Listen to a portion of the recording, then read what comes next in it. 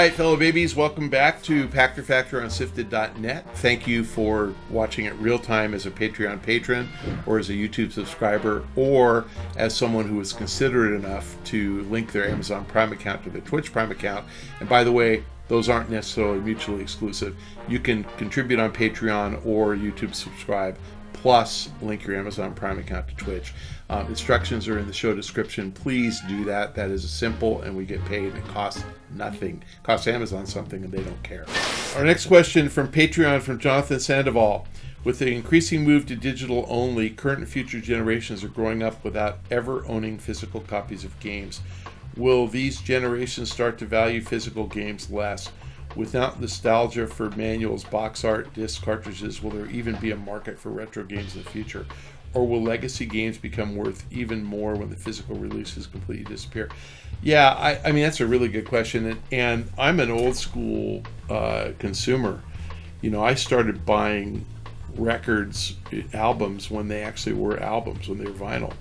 And one of my fun things to do, you know, you pull an album out of its cover and you would put it on the turntable, and while I was playing, you'd read all the lyrics of the songs, because that was typically on the jacket or, you know, somewhere on the album art, and you would, you know, follow along with the song, and you knew all the words, and you just, I mean, all that stuff's on the internet now, but you just don't get that even with back when they switched to CD, you barely got it. Sometimes there'd be a little pamphlet stuck inside the CD, but they even stopped doing that.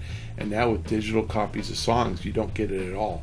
So, you know, it's funny, there was a song in The Clash, Rock the Casbah, if you can, in the 80s, but there was a funny ad, and I think it was Verizon, I can't remember, but there's an ad, and they would be like, lock the cash box, you know, because people didn't know what the words were to the song, so they'd say the wrong words, because again, back when you lost the album art. So yeah, I think video game, there's not a lot in here, but, you know, games used to come with like a startup manual, you know, like kind of yeah, exactly, and yeah, and I haven't opened this, but I don't think that's in here. There'd be stuff in there, and even this, like when federal agents threatened his family, former outlaw John Marston, you know, they would tell you about the game, and it was better. PC games that came in a box, you did get those maps, and you did get posters. It was really cool. So I think we've lost a lot through digital copies. And in fairness, the publishers do, in fact, invest the time in the art and the maps and all that. They're all on the internet. But you just don't discover them the same way. You know, so I remember, speaking of analog, I remember buying the book Dune, which was written, I want to say, in 1965. And I probably read it in the 70s. But I read Dune, and I got to the very end, finished the book, and there were still like 30 pages left, and I turned the page, and there was a glossary of terms, and I had no idea that was in the book. So I'd see something like Jedi Knight, which came from Doom, by the way, or Sandworm, and I didn't exactly know what it was until in context you could kind of figure out what it was. But all that stuff was defined in the glossary of terms. I thought was really funny. But yeah, books used to have that too, and like a book on tape doesn't have it, so what do you do? So I think digital copies, I mean, again, Kindle books actually do, but it's not easy to maneuver back and forth in digital copies. So digital copies are going to lower our ability to, consume, because they make it harder to find the stuff that's really fun. I agree with you that fewer copies are going to make the physical copies more scarce and more valuable. I don't think you're going to get rid of physical copies until there's no market for them. So you can still buy a book, even a brand new book.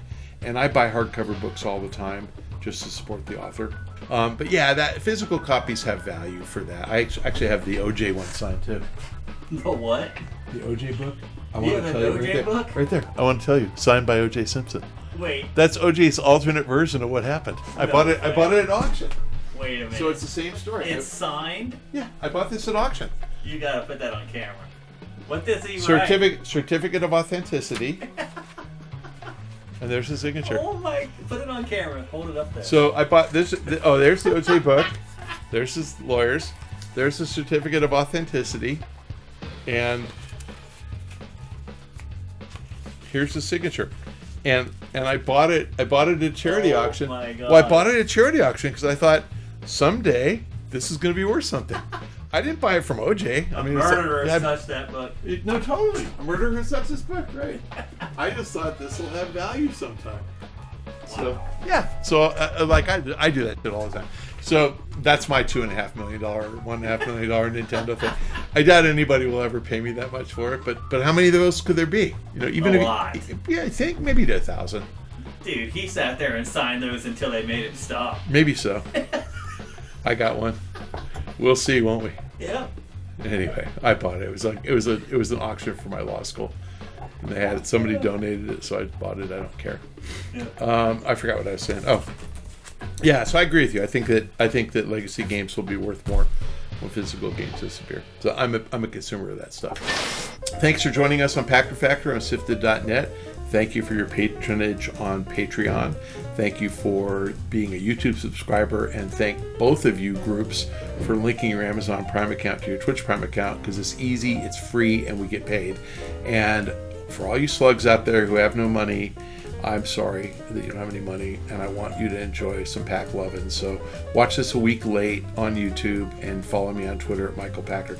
I swear to God, since I've been doing these, I've done like 600 episodes. I've picked up about 300 Twitter followers. So this is really getting old that I keep asking and hardly anybody follows me. See you next time.